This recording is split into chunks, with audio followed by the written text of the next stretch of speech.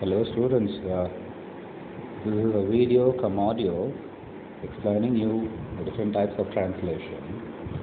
Okay, so translation at the outset is divided into three different types. One is literary translation, second is non-literary translation, and the third one is restricted translation. Okay.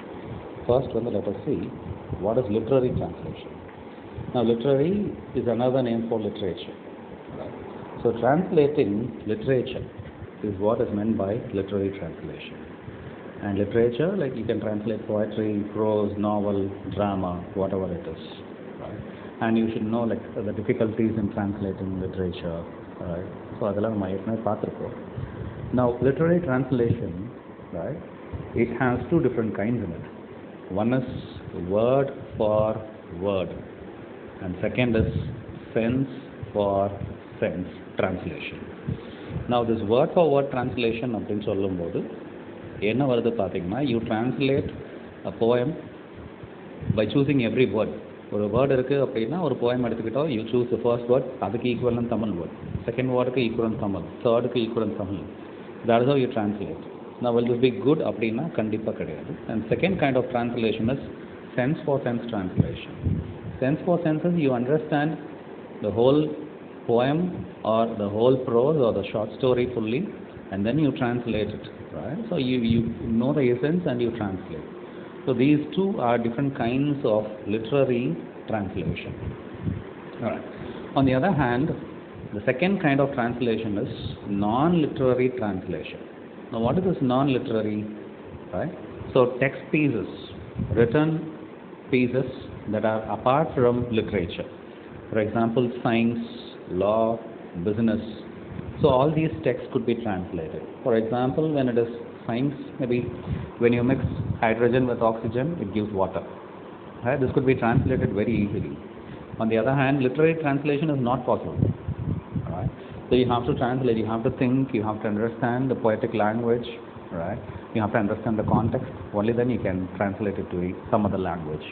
Whereas non-literary language, you need not bother much. You can translate it easily. The sun rises in the east. அப்படின்னா சூரியன் கிழக்கே உதிக்கிறது அவ்வளோதான். There is no other go. அப்படிங்கிற மாதிரி it's quite easy for every one of us. Okay. Now the third category of translation, third type of translation is restricted translation. Restricted, the word in itself says, okay, you don't have much scope, but you are restricted. You cannot do as you wish. And in this restricted translation, there are three types of translations. One is phonological, the other one is graphological, third one is grammatical. So what is this? What are these kinds of translation? First one, the phonological translation, phonetics. Right? For example, you translate a word into phonological symbols. For example, a simple word called CAT. Right? That's in English. When you go for phonetic transcription, that's again a translation. அப்படின்னு சொல்றாங்க. Phonetic translation என்ன வருது? Transcription ik, a, it, cat. அப்படின்னு சொல்றாங்க. Now, the word cat is translated phonetically. Right? So such translations are called as phonological translation. And the second type of translation is graphological, or it's transliteration. Now what is this? This is what you usually call as Tanglish. அப்படின்னு நம்ம சொல்லிக்கிட்டே இருக்கீங்க நீங்க. Now what is this Tanglish? Right? You mix Tamil and English. Now for example, how do you message? Text பண்ற WhatsAppல or whatever it is. அப்படின்னா how do you message அப்படின்னு கேட்குறோன்னா you use Tanglish அப்படிங்கிறீங்க. But that's not actually Tanglish. You don't translate, you don't use English, you don't use Tamil. It's a mixture. So graphology is a study of handwriting. It's a study of how words appear on a paper. Now, graphological translation is you translate from one language to another, right? Only in the sense of the language alone. For example, ஒரு word இருக்கு, like for example AMMA.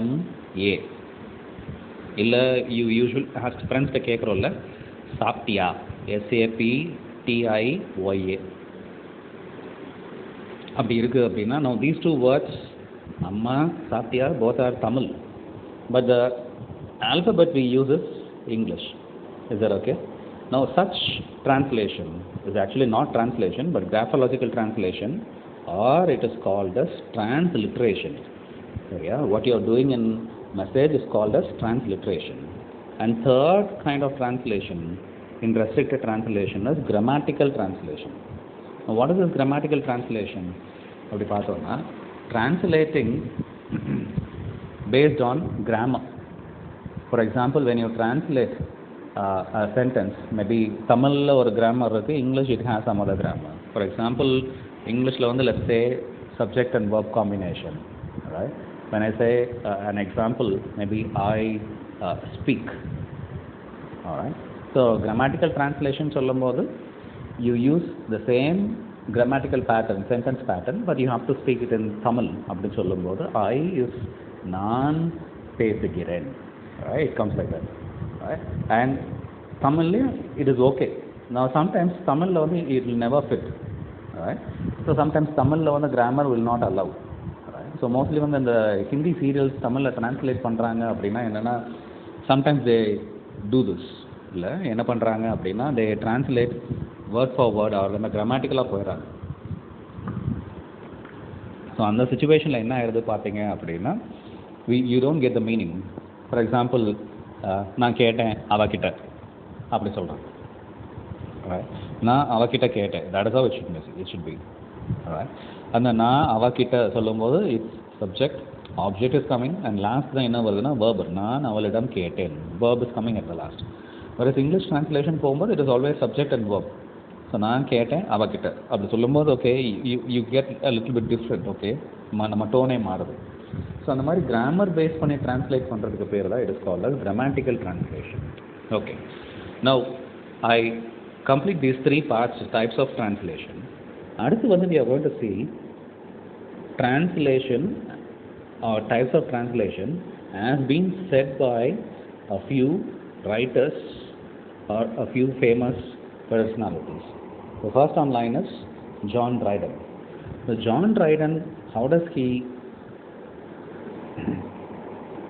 John Dryden என்ன பண்றாரு, how does he divide translation பார்த்தீங்க அப்படின்னா, first one is he is saying this is metaphrase, paraphrase and imitation அப்படிங்கிறாரு. மூணா பிரிக்கிறாரு, right? Now what is this metaphrase அப்படின்னா, metaphrase is nothing but word for word translation, right?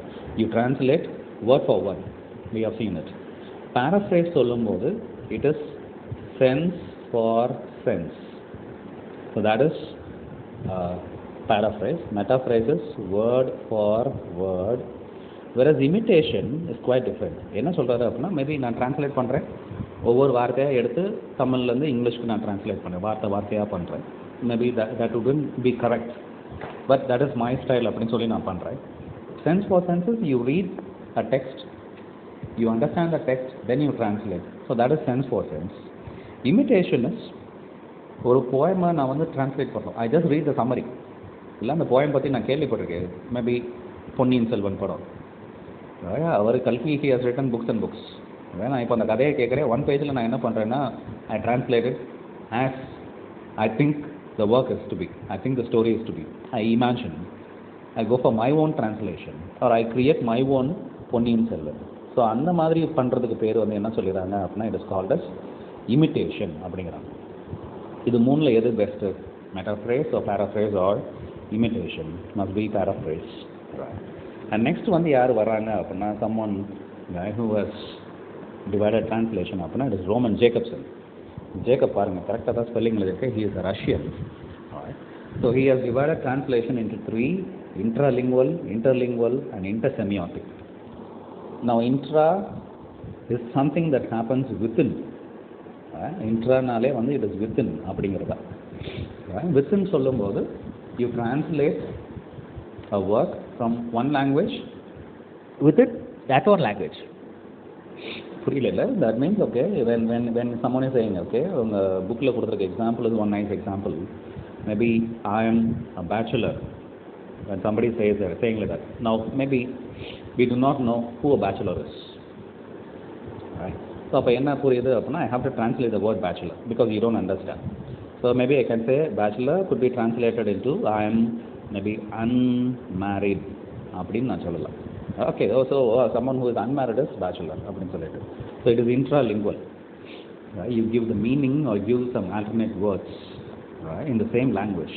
That is called as intralingual. And second one is interlingual. Interlingual is what you do usually, right? From the source language to target language, from Tamil to English, English to Telugu, whatever it is, okay? From one language to another translation. That is called as interlingual translation. And last one is intersemiotic. Semiotics அப்படின்னு வந்துட்டாலே வந்து no words other than words maybe, all right? So you translate from words maybe to non-verbal, yeah, maybe word to other than words. So you don't use words but you translate words. For example, maybe when I'm usually, okay, when somebody is sending how are you, right, maybe I can send an emoji like this, right, or kannu varanja, then I say இப்படி வரைஞ்சிட்டேன். So what does this mean? I am not using any word but it says I am angry or I am sad. So this is semiotic, intersemiotic. Maybe or a usual one, okay, maybe I want to talk something, okay, when my teacher is handling classes அப்படின்னு சொல்லும்போது maybe I wink at someone, ஒருத்தவங்களை பார்த்து நான் கிளாஸில் கண் அடிக்கிறேன், சிரிக்கிறேன், right? So இது எல்லாமே பார்த்தீங்க அப்படின்னா it is intersemiotic. Instead of saying good morning, கையை மட்டும் தூக்கி ஒரு சலாம் அடிக்கிறது. So all these are called as intersemiotic translation. And final our writer இருக்கார், ஒரு translation theorist called as Popovic. He has given kinds of translation. First one is linguistic equivalence அப்படிங்கிறது. Linguistic equivalence is how you divide or how you translate from one language to another. This is as usual linguistics அப்படின்னு சொல்கிறது. Paradigmatic equivalence அப்படின்னு சொல்லும்போது paradigmatic equivalence is it says, okay, அந்த axis பார்க்குறாங்க ax is. Axis னு வரும்போது paradigmatic is axis சொல்லும்போது there is y axis, there is x axis. இது வந்து vertical, இது வந்து horizontal. Vertical சொல்லும்போது you translate one word to a higher level, right? So அப்போ that is called as paradigm. Higher level சொல்லும்போது, right, it is vertical translation. Whereas you translate it in the same form அப்படின்னு சொல்லும்போது it is horizontal அப்படின்னு சொல்லுது. So you measure a translation, whether it's taking a work to a higher level or to a lower level, அப்படிலாம் measure பண்ணும்போது அதுக்கு வந்து paradigmatic equivalence சொல்கிறாங்க. Next one is stylistic translation equivalence. Stylistic equivalence is translating word for word தான், சரியா? So you consider maybe ஒரு Thirukkural, as I said, okay, Thirukkural has, okay, first line it has 4 words, second line it has 3 words. So I want to translate Thirukkural from Tamil to English னு சொல்லும்போது நானும் ஒரு attempt கொடுக்குறேன். என்ன அப்படின்னா I want my first line to have 4 words, second line to have 3 words. அப்படி சொல்லும்போது it's more difficult, maybe it's not possible, but I'm giving an attempt அப்படின்னு சொல்லும்போது that is called as stylistics. Last வந்து textual அப்படின்னு சொல்லும்போது textual வந்து I give importance to a form. Usually ஒரு poem இருக்கு, ஒரு haiku அப்படின்னா haiku must have maybe 3 lines. So I to write or I to translate only for 3 lines. I don't exceed that.